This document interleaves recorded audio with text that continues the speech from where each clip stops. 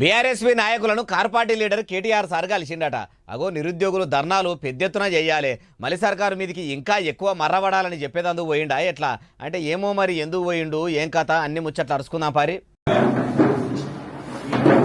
కాంగ్రెస్ ప్రభుత్వం వచ్చిన తర్వాత కేటీఆర్ సార్ ఇట్లా బీఆర్ఎస్పీ నాయకులను కలిసిండట. కాంగ్రెస్ సర్కారు తెలంగాణలో ఏలుబడిలకు వచ్చిన కాడ నుంచి కారు పార్టీకి అన్ని కష్టాలే వస్తున్నాయి. మాజీ సీఎం కేసీఆర్ సారు నమ్మినోళ్ళు సార్ను ఇడిచిపోతుర్రు.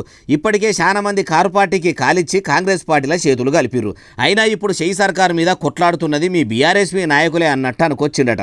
విద్యార్థుల కోసం మీ పోరాటాలు, మీ ధర్నాలు, మీ రాస్తారోకోలు చూస్తున్నా మీరే ఇప్పుడు నిరుద్యోగులకు అసలైన దిక్కు దీము. కారు పార్టీ ఏలుబడిలు ఉన్నప్పుడే ఫ్రెండ్లీ పోలీస్ వ్యవస్థ ఉండేది. ఇప్పుడు పోలీసులు చాలా మారిపోయిర్రు. రక్షక భటులు ఉస్మానియా యూనివర్సిటీలో మిమ్మల్ని చాలా ఇబ్బందులు పెట్టిర్రు, కొట్టిర్రు.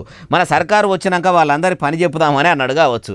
అయ్యా కేటీఆర్ సారు ఇప్పుడు మీకు అధికారం లేదు కాబట్టి ఇట్లా మాట్లాడుతుర్రు. మీకే అధికారం ఉంటే ఇప్పటికే ఇంకెన్ని అరెస్టులు చేపిద్దురో. మీ ఏలుబడిలో ఎన్నిసార్లు ఉస్మానియా ఉడికిపాయే మీకు తెలియంది కాదు, యాద్ చేస్తున్నాం అంతే.